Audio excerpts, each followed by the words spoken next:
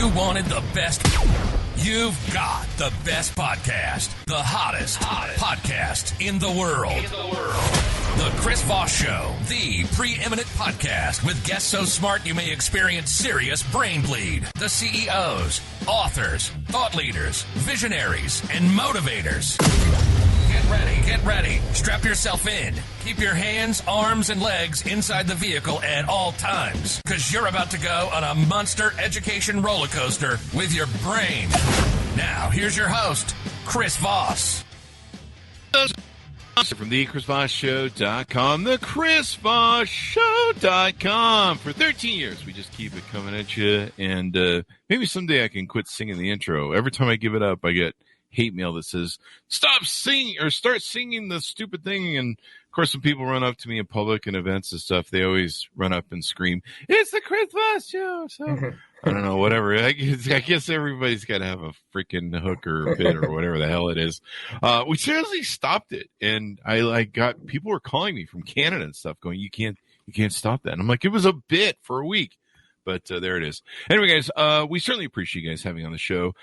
We have an amazing Pulitzer Prize-winning investigative reporter, author of 9 books. We're going to be talking to him today about his amazing new book that's coming hot off the presses.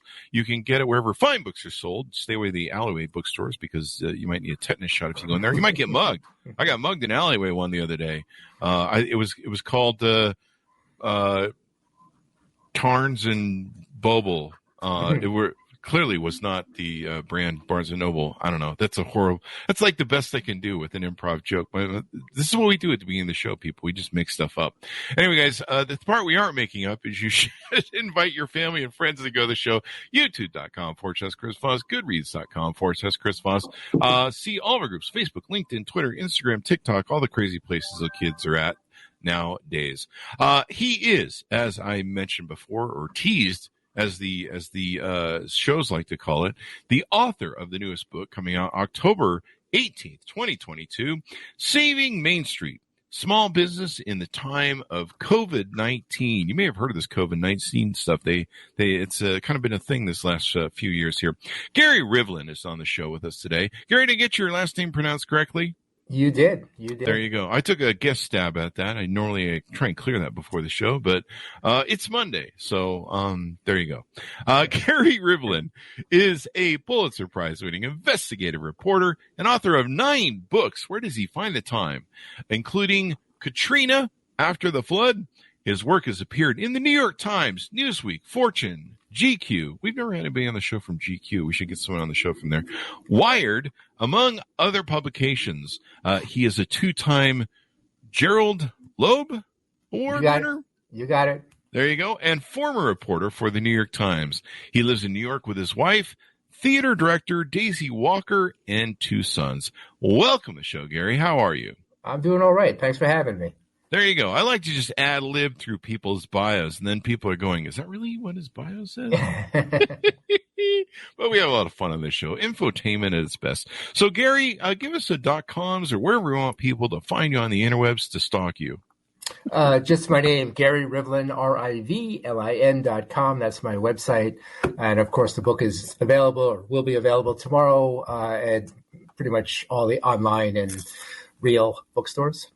So why are you holding out on people not releasing it today? I'm just kidding. I know. That's how it works. I just want the demand to be so great. You know, kind of when Nike or when the iPhone comes out, there's lines. So we're just imagining lines and lines of people outside of bookstores. It's that kind of thing. There you go. You want that whole experience like your Ozzy Osbourne signing books, right? Yeah. The people come in to buy the CD. Anyway, Gary, so you've written a lot of books and covered a lot of amazing things. In fact, I believe you wrote about the Panama Papers. Isn't that correct? Oh, that's what I have my little piece of a Pulitzer for. I was one of the reporters on the Panama Papers. That's what an amazing, just explosive sort of thing that was. And I think the reverberations are still being felt out there in the world, aren't they? No, exactly. I always forget if it's the prime minister or president of Iceland stepped down because of it. So this was a dump of like 11 million pages from this Panamanian law firm that just exposed a lot of well-known athletes. Vladimir Putin was hiding some of his money using the lawyers. And so, yeah, it did have a huge impact. You haven't found my money yet because there is none. Oh, well, there's that. I'd probably.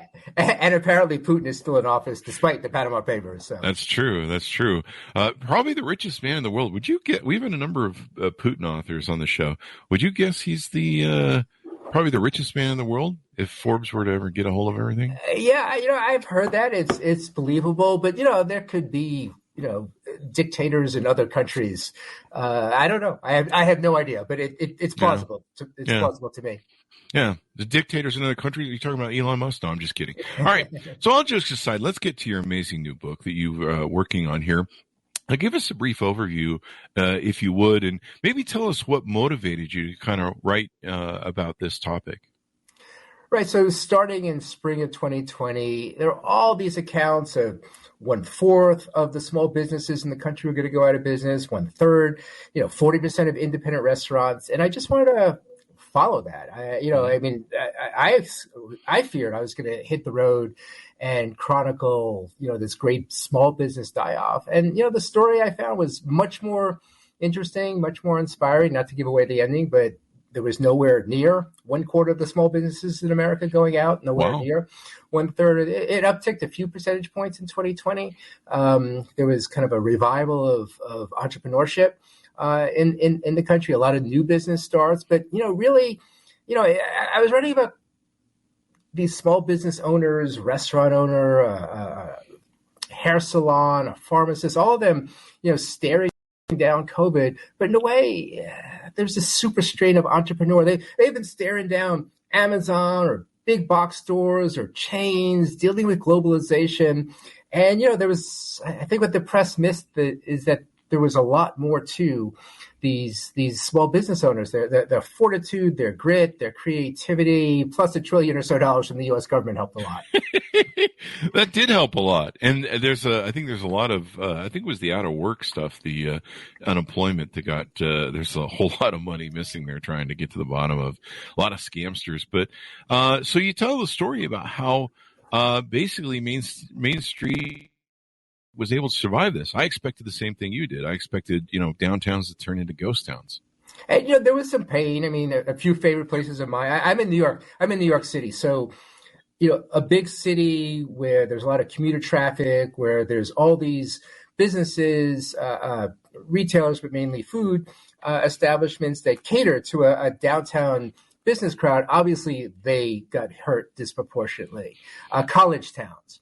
I mean, for an entire year, you had kids in their, childhood bedrooms going to class, not on campus. So I don't want to minimize the thousands of great businesses out there that went out. I'm just saying that, if you look at what was predicted and you look at what happened, it's not like there's hard numbers on this, but those who've studied it said that the number of small businesses that went out of business in 2020 upticked about 2 or 3 percentages, percentage points.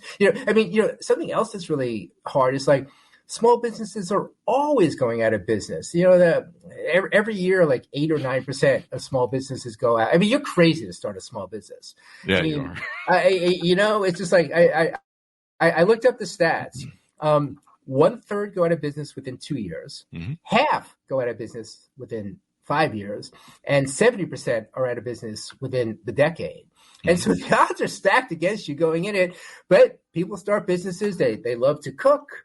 They want to have a beauty salon. Whatever it is, or for more pragmatic reasons. I mean, a couple of the small business owners I was following, they want to give themselves a raise, or they want to be independent. They didn't want to work for the man. So it's sort of it's a crazy thing to do, but it sort of beats every other alternative. It does. There's a freedom to it. I started my first company when I was 18. I've been through several of these resets. I survived, I built an empire of companies in the brick and mortar age. Empire? A little empire. I call it my little empire. Okay. So we had a collection of companies that we built. And then along came 2008. One of my biggest jewels was the mortgage business. And, we know how that went. Mm-hmm. And so, you have to reinvent yourself. And back when I came up in brick and mortar, you the fail rate for a new business in brick and mortar was 99% within the first 2 years. Huh. And now it's a little bit easier. It's a little bit more entrepreneuristic, the interwebs. How did you find a lot of these companies survived and adapted to the new challenged environment? It's mixed. Like the restaurant owner, TJ Cusimano of Cusimano's in Old Forge, Pennsylvania, that's right outside. He just was really creative. He shut down, and he was ordered shut down by the governor of Pennsylvania. Within 2 days, he had set up a outdoor market in the porch of his restaurant where bagged up produce, flour, alcohol. He kind of put in containers his spaghetti sauce, his sauces, and that was great. I mean, for him, it meant cash. It meant not throwing away food. And for the town, he's in a town of 8,000 people, they needed flour. They needed vegetables. Everyone had to start cooking. Yeah, everything. There's no bread on the shelves, so you need flour. And he had Italian bread too. He had focaccia. I mean, you could eat well for a week or two if you lived near that restaurant. And so that was kind of the first creative thing he did. And then he just tried a bunch of things. Some worked, some didn't. He tried to do these Blue Apron, these boxed up food prep kits. And he felt like, oh, okay, everyone's cooking at home, so I'll dice up the vegetables, I'll put my sauce in and give instructions on how to cook the meat, the chicken, the fish, whatever. That proved a total bust. I mean, anyone who's going to pay his prices doesn't really want to have to cook it themselves and clean up. So that one didn't work, but he's usually closed on Monday and Tuesday, so he created Taco Tuesdays, where he cooked up salsa and meats and tacos and margaritas and margarita mix. And, that did really, really well. It just brought a lot of business into the restaurant. His problem is he's an upscale Italian restaurant. And, are you getting your risotto kind of a half hour later in some soggy package? His food didn't really travel well the way pizza or, Asian foods would travel. So he had to come up with these other things. He never really liked barbecue. It just was not a taste of his. He's kind of Italian guy who always cooked and ate Italian food, but he started looking at YouTube videos and taught himself how to barbecue. And every Saturday and Sunday, starting in May of 2020, he would have these barbecues, and they were a huge success. He sold out every Saturday, every Sunday, and that just brought cash in to the restaurant so he could kind of pay his mortgage, pay the people, pay his past bills. I mean, if you're a restaurant owner, the top bill on your desk is always your suppliers. Because if you're not paying your suppliers, you're not making any money because you have nothing to cook. And so he had bills from the suppliers. So between, kind of his makeshift grocery store for a couple of weeks and then these other ways, he was able to survive. And, throughout the pandemic, Pennsylvania, just to get specific about them, they went 50% occupancy in mid-June in his county. Then they decided, no, we're going to go 25% occupancy. And at that point, he said, what's the use of having anyone inside the restaurant at 25%? But then they went back to 50%. But then come December, there was an upsurge. They shut down indoor dining altogether, all throughout Pennsylvania with no warning. It was pretty much a shock to people. But, he came up with, for Christmas, you can have turkey and stuffing and these things. For New Year's, we'll have our, lobster and, these other treats kind of thing. And he sold thousands, tens of thousands of these prepared dinners. And that helped him survive when he had no other option. I mean, again, he did some takeout, but, once the cold weather came, his patio was worthless. And so he just found a way. And a lot of these businesses, they just found a way. Yeah. That's the beauty of the entrepreneurial spirit of America and Main Street in itself, is the ability, and thank God entrepreneurism with the internet it's much easier to create a company. When I started my companies back in the day, the Empire. Yeah, the small little empire. Yeah, of I think we had. I started over 27 corporations. Really? Yeah, we had a whole group of companies, 3 core businesses, and then a whole mess of things that we own interest in.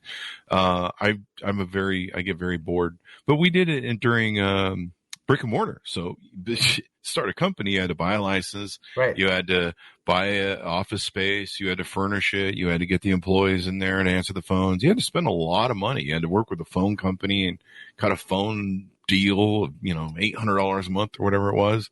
You had to do a lot. But now, you can go online, you can do these online things, and it's so much easier. And hopefully it's making it easier for people to do entrepreneurism.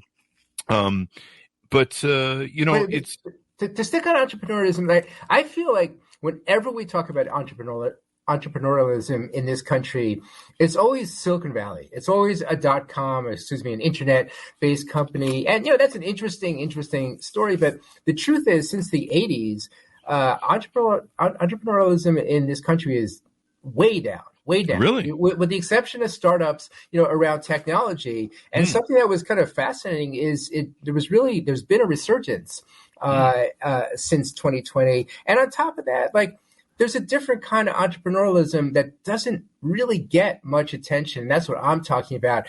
I used to cover Silicon Valley. I was a tech correspondent for a lot of years for Wired for the New York Times.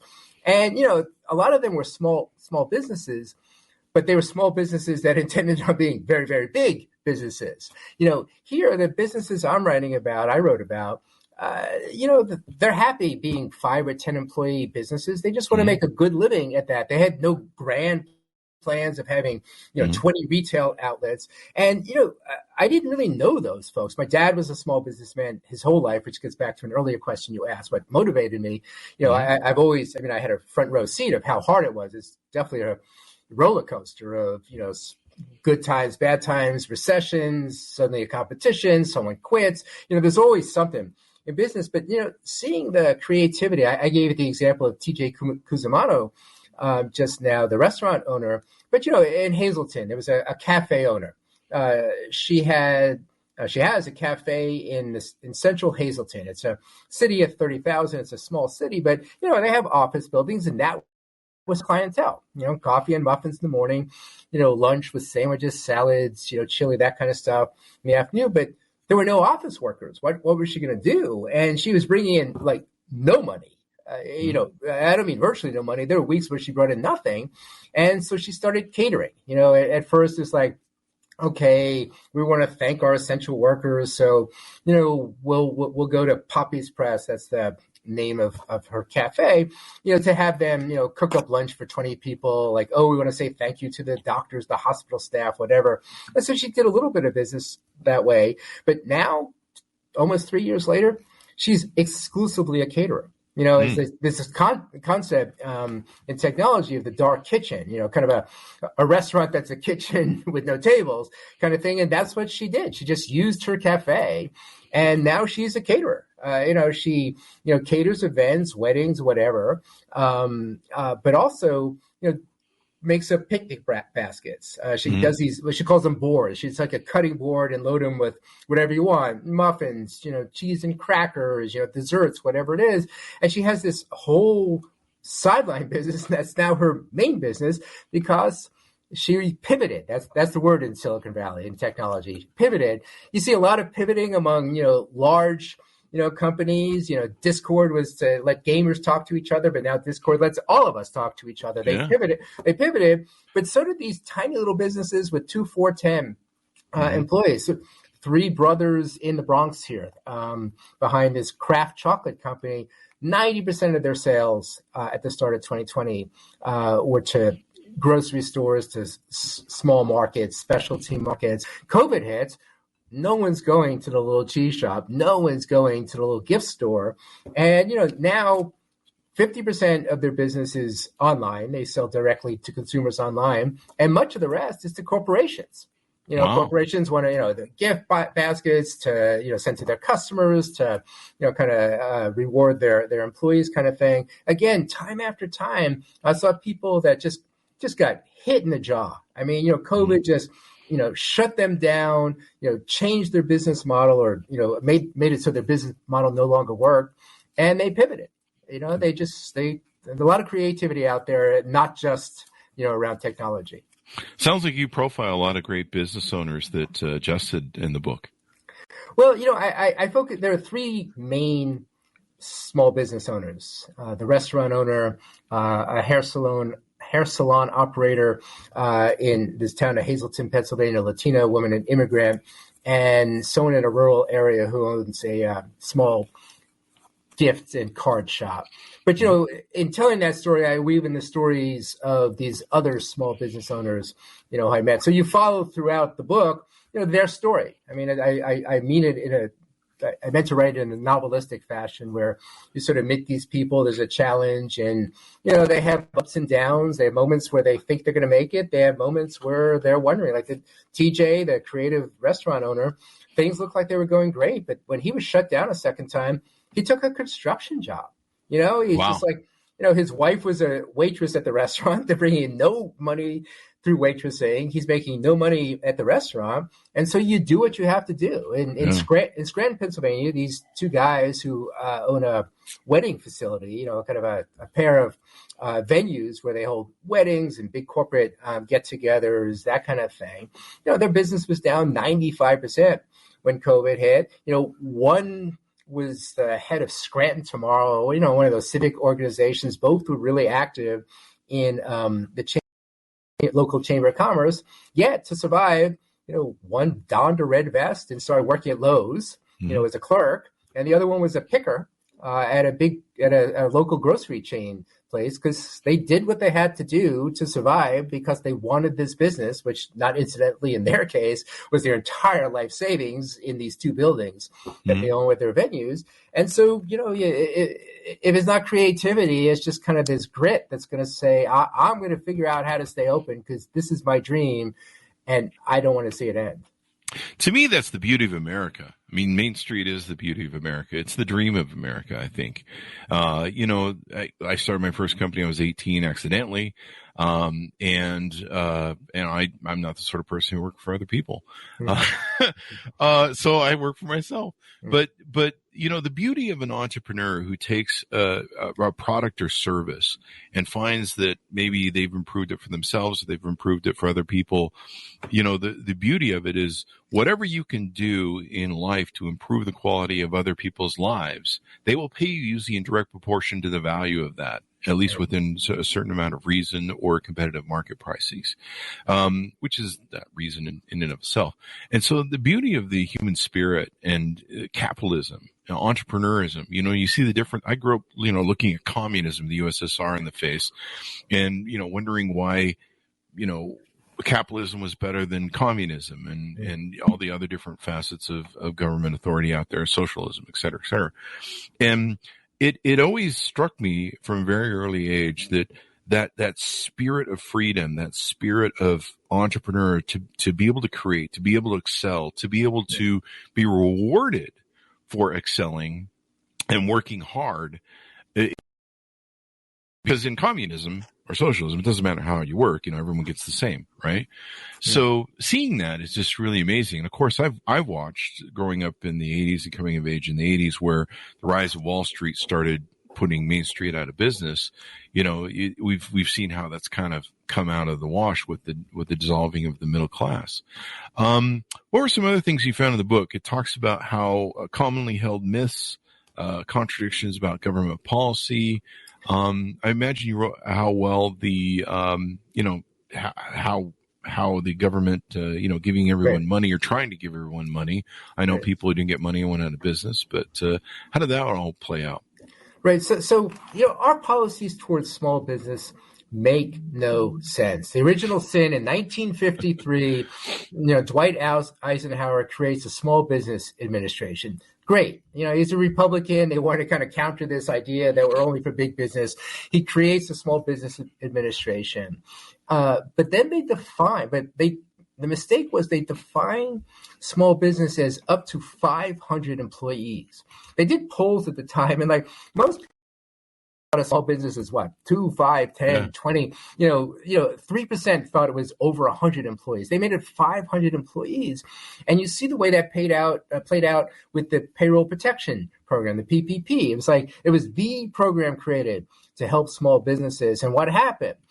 All these larger businesses with, hundreds of employees, cut the line. They have lawyers, they have, they had the wherewithal. Like all these small businesses, you have 2 or 5 employees, you just got walloped. You could barely, get yourself to work, but now you have to figure out this complex group of forms. And, it was very complicated. And this didn't get as much attention as I thought it should. We all heard that Shake Shack and Ruth's Chris, these large publicly traded corporations with thousands and thousands of employees, somehow got PPP money. It's because right at the end, right before this $2.3 trillion CARES Act passed in the spring of 2020, the 3 words were inserted, per physical location. So you had all these chains, hotel chains and restaurant chains primarily, that have 50 employees per locale, but thousands across the country. And so that's how they were able to get millions and millions of dollars. And then what you saw what happened is lots of what I would call legitimate small businesses got nothing. The government came and they replenished it. They didn't change those words. So, Shake Shack gave the money back because they were shamed by it, but hundreds of publicly traded corporations did not give the money back, and they took advantage of that loophole. And so, I look at PPP as ill-conceived. It was chaotic. It was overly complicated in a way that really hurt, your typical small business person who might know how to cook a steak, a hairdresser who knows how to cut hair and treat customers, but how are they going to negotiate these complex forms and these rules? Like, the rules went on for dozens and dozens of pages, but it worked anyway. Again, like I cracked at the start of the show, you put $1 trillion or so. I think PPP was about $800 billion, and there's this second program for small businesses. It's been around for a long time, but it came in very handy during COVID. The Economic Injury Disaster Loan, EIDL, it's called. There's another, 150, 200 million in that. So it's like $1 trillion. So you see, like, you could throw this money inefficiently, foolishly, but $1 trillion goes a long way, and it saved a lot of businesses. Several of the businesses I talked to said I would not have survived without it. Polling shows that small businesses say, many small businesses say this was the difference between surviving and not surviving. But I really wish we could recategorize, what's a small business. I mean, if you have 300 employees, to my mind, you're a medium business, not a small business. Yeah. But, according to our government, you're still a small business, and you get every advantage of any small business. Government loans at a reduced rate, etc. Hi, folks. Here's Voss here with a little station break. Hope you're enjoying the show so far. We'll resume here in a second. I'd like to invite you to come to my coaching, speaking, and training courses website. You can also see our new podcast over there at chrisvossleadershipinstitute.com. Over there, you can find all the different stuff that we do for speaking engagements if you'd like to hire me, training courses that we offer, and coaching for leadership, management, entrepreneurism, podcasting, corporate stuff. With over 35 years of experience in business and running companies as CEO, I think I can offer a wonderful breadth of information and knowledge to you, or anyone that you want to invite me to for your company. Thanks for tuning in. We certainly appreciate you listening to the show, and be sure to check out chrisvossleadershipinstitute.com. Now back to the show. Yeah, it was insane. I remember the drop, and I had a lot of friends, especially in California, that were trying to get their businesses saved. They were small businesses. It was like almost like all the big companies just swooped in, gobbled down all the money because they could gobble it in big chunks, and so like it was like gone overnight. And you were just like, and people were just like, whatever. And like you mentioned, if you don't have the savvy attorneys, you don't have the savvy bankers, on that note, like, so the Congress made, I think, a rational decision, said the SBA, the Small Business Administration, cannot handle, millions and millions of applicants all at once. So they said, we're going to have your local bank do it. We're going to have your bank. But, the there were a lot of banks that were in the initial round not included. So if you were unlucky enough that your bank wasn't one of the big ones that had already been approved, you were out of luck. And again, a bias in the program that I don't think the folks who wrote it meant to put in the program is all these banks. Who are they gonna help first? The hair salon owner, who's asking for $20,000, that's like a few $100 worth of fee, or some big corporation that gives them millions of dollars in business every year. And of course, they gave it this concierge service, this special service to their best customers. Mm-hmm. One of my best friends is a Chase customer for his small business. Chase gave concierge service to its best customers and told customers like him, go online, good luck, fill out the form, we'll let you know if you got the money. Yeah. Wow. Yeah. Meanwhile, the by the time they get online, the bank account's empty for the Well, it was. In this case, I think it was cleared in 13 days. A few $100 billion went to zero. But again, they replenished it, tweaked the rules a little bit. It wasn't until like this third round of PPP at the start of 2021 where they changed the rules. First off, another big change they made is demonstrate need. Another big mistake they made with PPP is to say, were you affected by the pandemic? Of course I'm affected by the pandemic. Were you affected by the pandemic? I'm home. My employees are home. Of course we're affected. It was only until like the geniuses in Washington said like, well, maybe we should say you were economically harmed. And you have to swear to that. And if they prove you didn't, then there'd be repercussions. And there was some fraud. You mentioned that earlier. But to me, $1 trillion, like if there were a few $1 billion worth of fraud, well, that's still a tiny percentage. Yeah. I mean, to me, it was a tiny percentage that the money had to get out there quickly. There's corrupt people. There's people who took advantage. Some of them are getting their comeuppance. I'm sure many are not. But to me, you're helping 98% of the people. If 2% was wasted, that's the price of the program. Yeah. And that's just government. That's just human beings. That's just human beings and government. So do you talk about in the book about how big Amazon grew? According to the New York Times, I'm pulling this. This is from April of 2021. Amazon profits soared 22%. One of the big problems a lot of entrepreneurs are dealing with was losing employees to the big boxes. Right. I talk about that a lot. So Hazleton, the city of 30,000 in Pennsylvania, I brought up a couple of times. They have one of the biggest Amazon distribution centers on the East Coast in Hazleton. It's a major employer there. It employs a couple of thousand people. And so Amazon's prominent throughout the book on the front end for their bad behavior.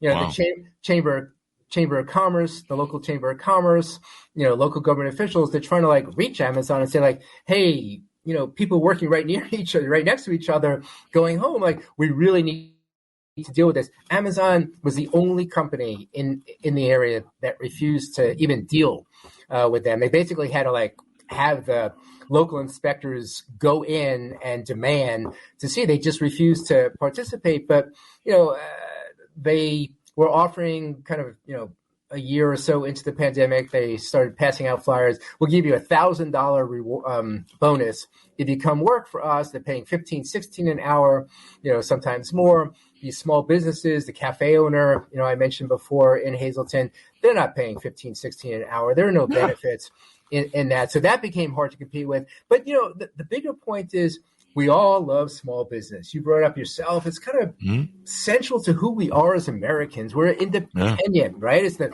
blacksmith and the general store owner and the apothecary. That's kind of part of our origin tale. And yet, what happens with each passing year?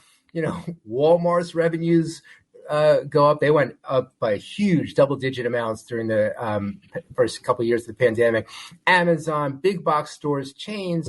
And so, we like cheaper prices. We like convenience. And so, on the one hand, we love small business. We want to support small business. On the other hand, we're sort of full of it. We're sort of hypocrites because with each passing year, and, the pandemic just accelerated that. I mean, just really, it was just kind of a vector change because, we had to get our goods and we're encouraged to stay home. And so we all went online and bought it from Amazon or some, digital digital store. So, kind of for better or for worse, I don't know what alternative there was. The Amazons of the world really just 2020 and 2021 were fantastic years for them. Yeah, and it created a real.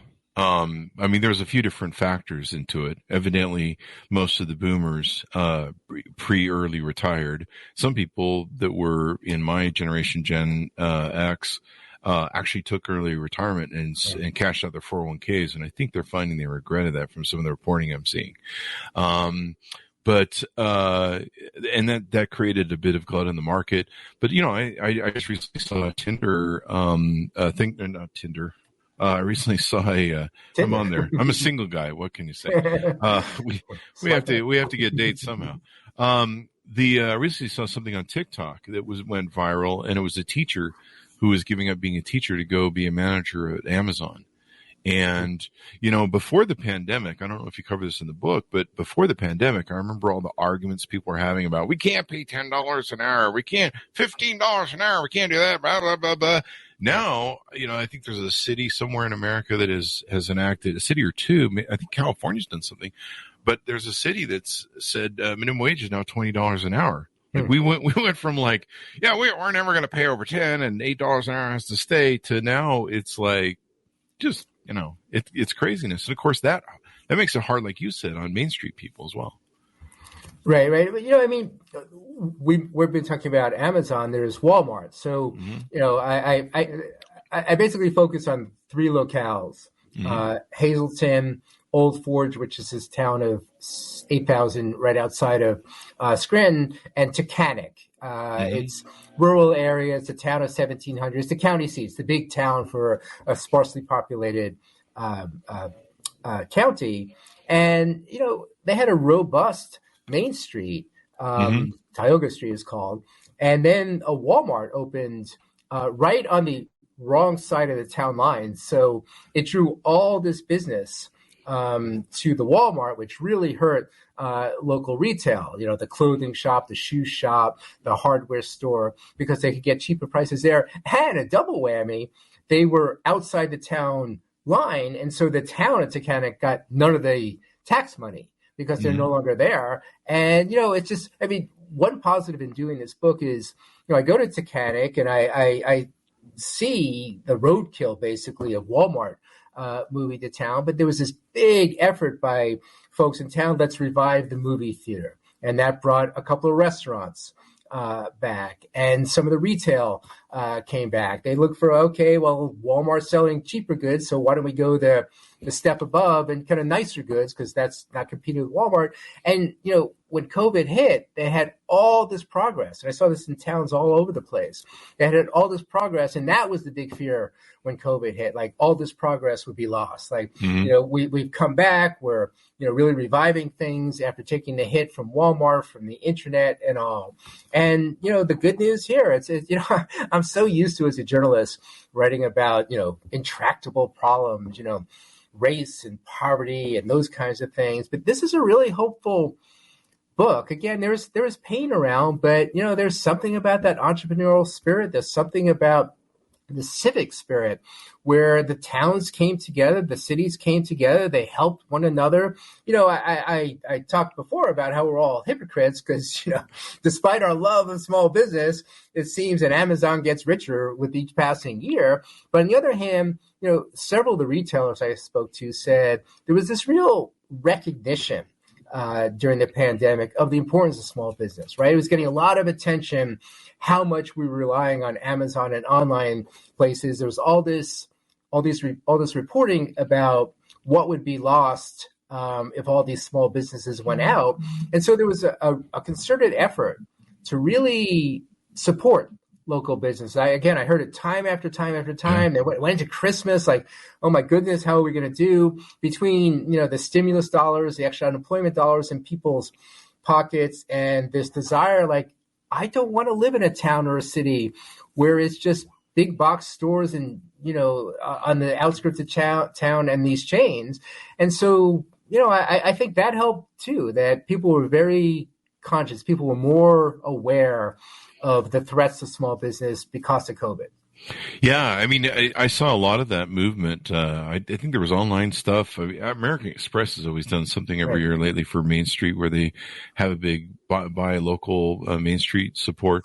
But a lot of my local businesses, there was like, let's save small business. Let's go out and shop there. People would go shop and make it a point to go there because they realize, you were going to lose the local pizza shop, Right. and you're going to you can't lose the local pizza shop because that's definitely Armageddon. Well, Right there. plus the charm, right? I mean, what's a downtown? What's the main strip in a town if it's not interesting shops and interesting restaurants? And so, there was some positive that came out of a very unpleasant experience. Not that we're done with it, but there's some good things. Yeah. I mean, I remember one restaurant that I've always enjoyed. They actually had to put up a sign that said, and if you still go around my city right now, there's just signs everywhere to hire people. It's like where you go, you walk in, you're like, okay, well, sign. There was one restaurant that they offered $100 gift card to patrons if they referred somebody who came to work from them. Yeah. I was like, maybe I should quit my day job. I could just, I need to figure out how to hustle people to come to work here, and $100 a pop, if I can get a bunch of people to get here, make some money. And you made a point, American Express, I took advantage of this, like, shop at a local, at a small business, and we'll give you $5, up to 50, so like, I was frequenting these places anyway, as a reporter. And every time I like, wow, okay, I get that $5 and stuff. So a lot of the big companies, even Amazon. Amazon's the biggest killer of small businesses, but they had to run their ads saying how great they are for small business. Of course, you could put your shop on, the Amazon marketplace. And so in that sense, they're supportive. But, they came over the program like other big corporations did, to help small business and stuff. So, there was a real Chambers of Commerce put together special programs that, raffle off, $100, eat at this restaurant if you contribute and kind of stuff, give you rewards if you frequent, small businesses. So, it really was kind of a nice time where people came together and really did help save Main Street.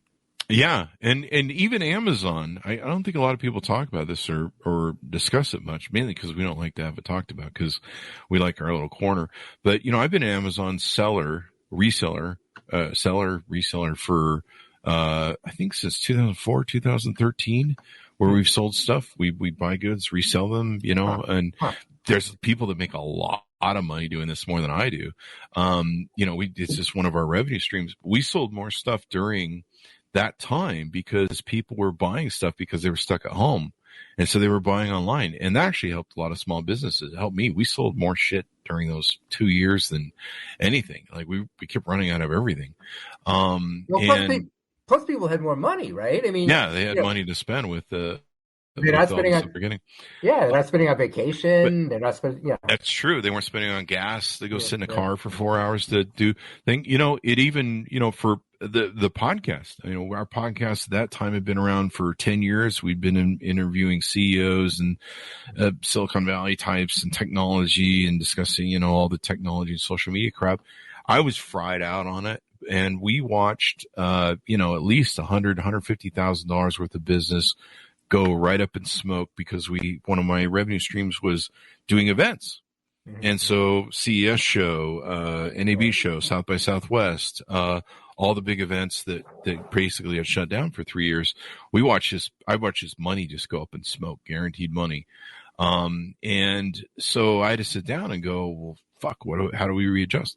And so I said, you know what? I'm really tired of talking about technology. I want to talk about the world, politics, all the stuff that I'm interested in. I want to bring brilliant people like yourself, Pulitzer Prize winning people, onto the show. And so we realigned the show to bring on authors and more CEOs, leaders, and entrepreneur people. And we did that at the beginning of 2020. The show's doubled and tripled in size every year. And just, I think in August, we were up 30% on top of the new triple. So it'll be interesting where we're at next year. But, we were one of those entrepreneurs who said, well, we've got to tweak the system and adjust and make it work. But yeah, I love how you've written about, the real heart of what I believe America is, and American capitalism. Like you say, we kind of vault these, Elon Musk of the world and Silicon Valley and stuff, but the real heart of the country is Main Street, and hopefully it always will be. I don't know. Right. I mean, half the jobs in this country are small businesses, and again, Wow. I mean, to me, the personality of a place. I mean, Yeah. It's funny that there's this expression you hear: politicians on the right, the left, everywhere in the middle, the backbone of America. And, I mean, the truth is, I hate to admit it, the backbone of America are the chains, right? It's the one thing that kind of ties us together, that there's a McDonald's here, there's a McDonald's there. So I don't think it's the backbone, but I think it's kind of the personality. It's what makes a place special. It's what makes you feel good.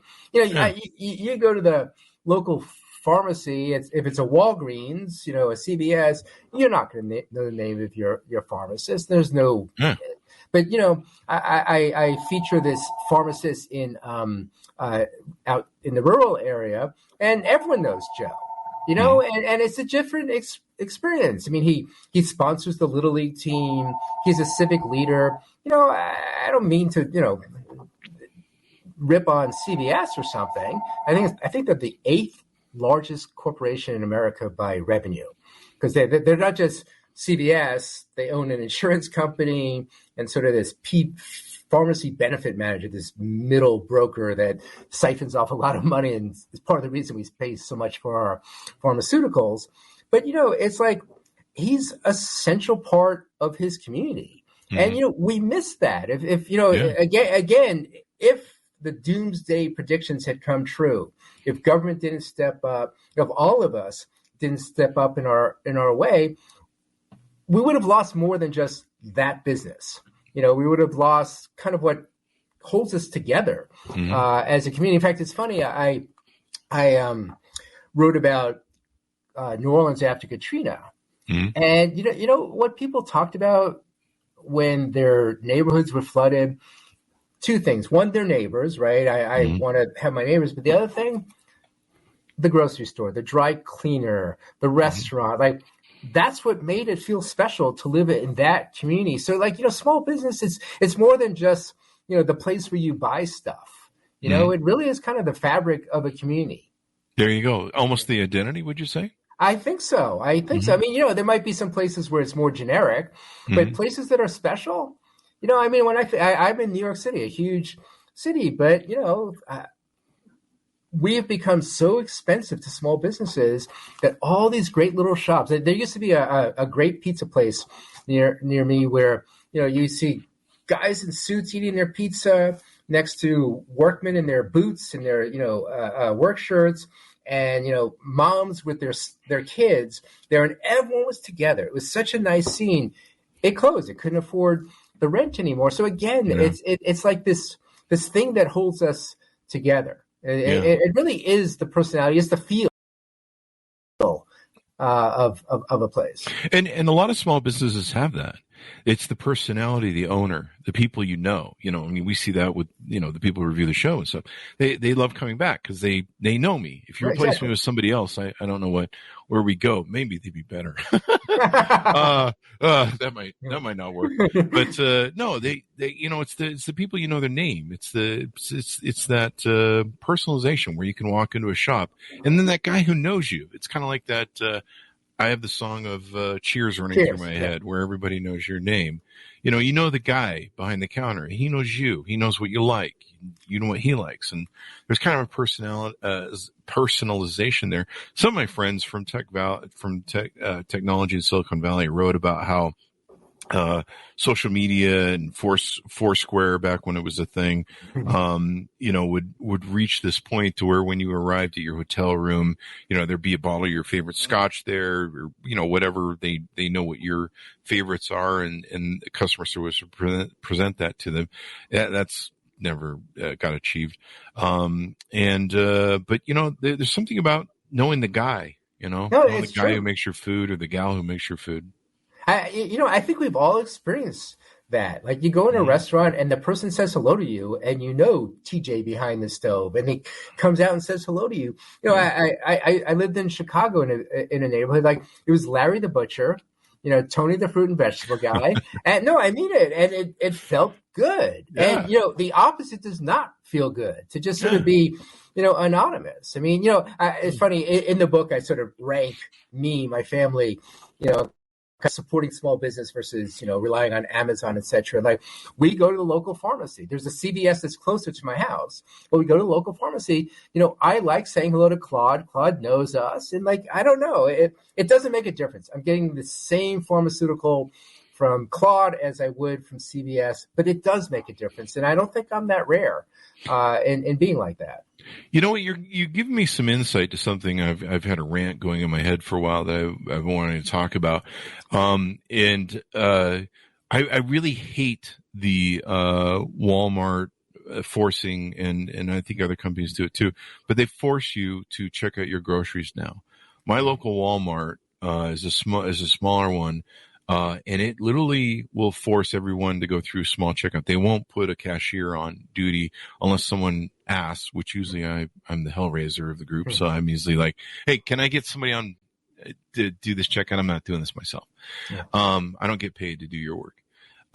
But I've always thought that I'm just being an asshole, which everyone knows I am. But really it's, what you said kind of dawned on me that I like that personal experience. Yeah. I like having that human connection. It may be brief, it may be short, but I like that. I know. I talk to when I go to the grocery store, I always say hello. I mean, there's a few I go to more regularly, so I'll chat kind of, and it makes my life just a little bit richer. I'm scared that that's the future. Yeah. When I think about the future, like the number one job category in this country right now is driver. And we're going to driverless cars. Is it really? Wow. Cash register, people working cash registers, whether a grocery store or anywhere, that's being phased out. Like, what is our future? I mean, what are people going to do? I mean, we're talking about tens of millions of drivers, cash register operators, all these jobs that might be phased out. And, there's the economic impact and what you and I are talking about right now, which might not be as significant, but I still think is a factor here is, I don't know, the human factor, the human touch. The human touch factor. Yeah. I don't want to really, I sit alone right in a room all day. I'd like to kind of have a little bit of interaction, with a human being and not, your scanner. Yeah. The rant that actually kind of peaked for me the other day that's cooking in my head. I was going to Walmart the other day, and they put someone on the till to help me do the checkout. That was new and wasn't very good. And I was sitting there thinking in my head, I could be doing self-checkout better than this guy. Mm-hmm. And it dawned on me, kind of like that Jeff Foxworthy bit that he does where he realizes after 20 years his wife had trained him to get up and turn up the heat when she just makes a comment. It dawned on me that Walmart has trained me to be their employee, and I don't get paid for any of it. In fact, they pay much higher prices for goods to their profit. And it really made me pissed off because I'm like, damn it, really? And, but what you're talking about really brings into what I'm cooking on, because I realized that my anger at that depth of my core of my rant is that loss of human interaction experience. And so what if the guy fumbles the order? So what? That's part of the human experience. That's part of, he's going to screw up. I screw up with my clients sometimes, and they go, hey, don't worry about it, man, and part of, but still we're interacting as human beings. And I think that's, one of the most important things. And I think it's good that your book recognizes that, vaults it, and says, hey, man, without this great sort of American, community and what we do and stuff, we kind of lose the face of what America is, maybe. I don't know. Well, and there is, I appreciate what you're saying about, fumble of the order, but there is kind of a higher quality to much of what's made by a small business, like a restaurant.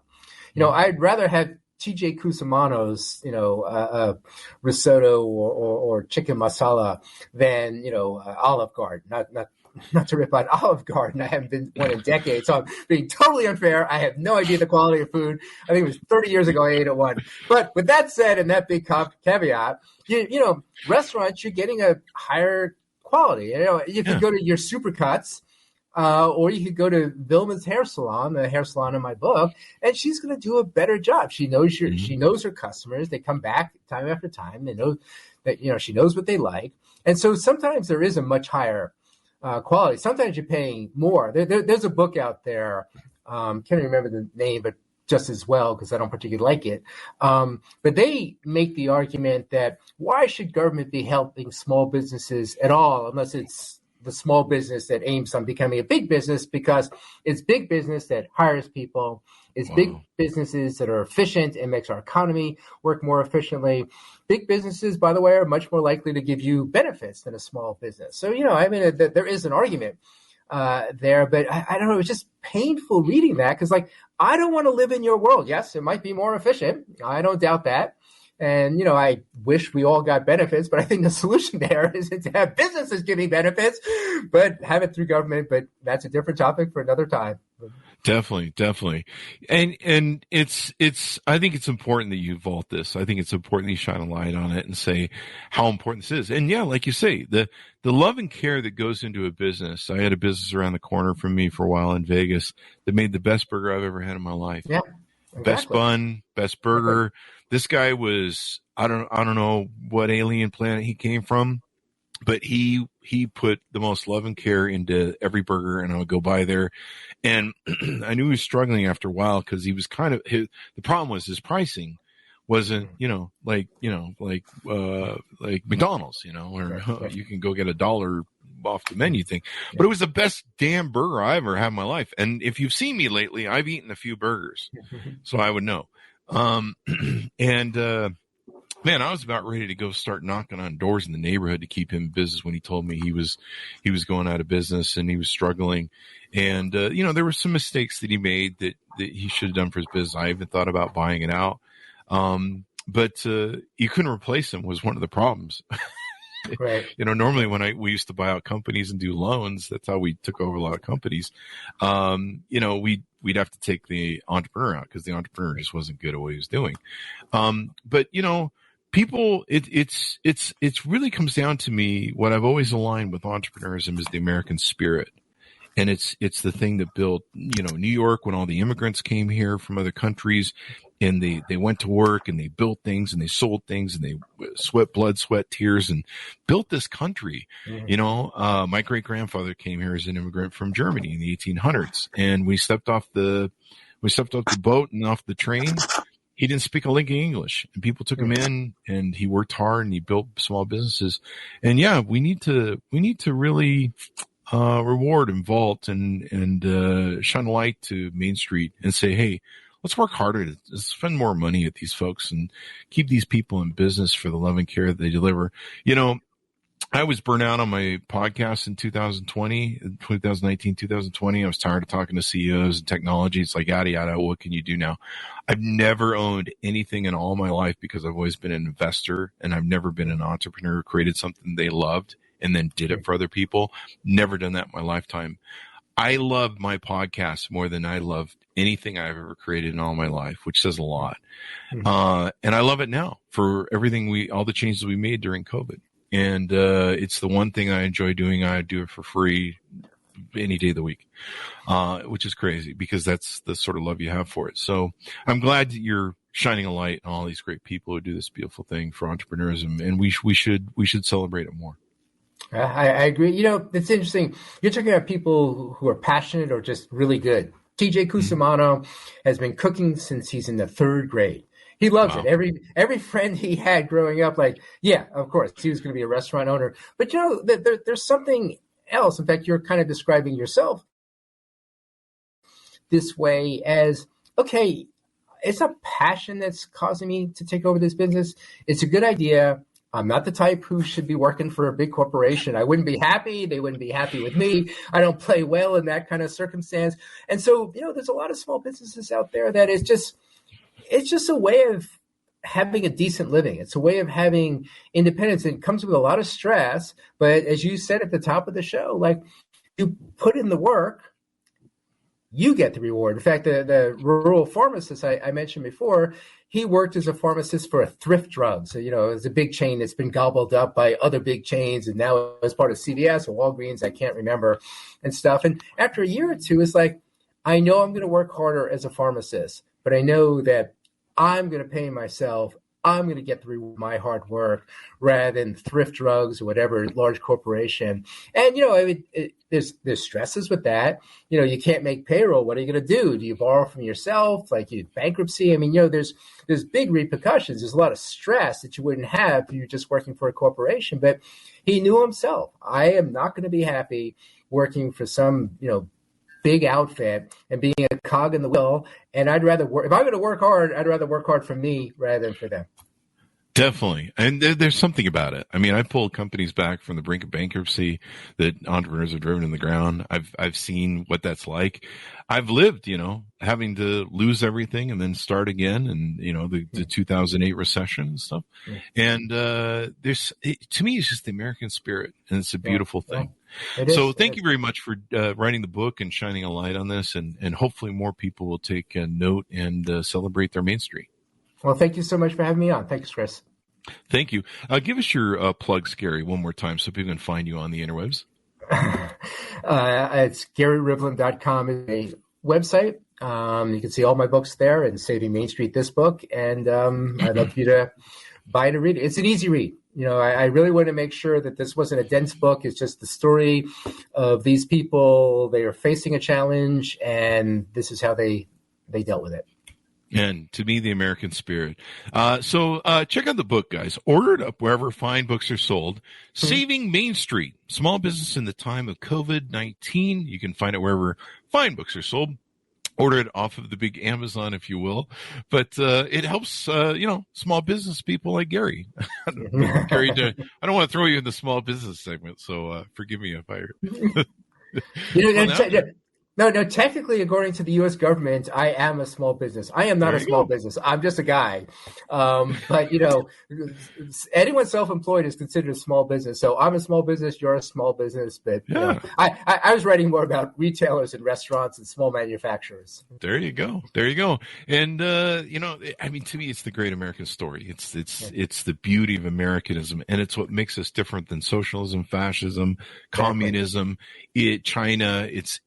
It's the great equalizer that built one of the greatest countries in the world, if you can call us that. If we're still that, I don't know. We'll see. That turns out, but hopefully it's the gift that keeps on giving and keeps rewarding the spirit. Thanks, Monis, for tuning in.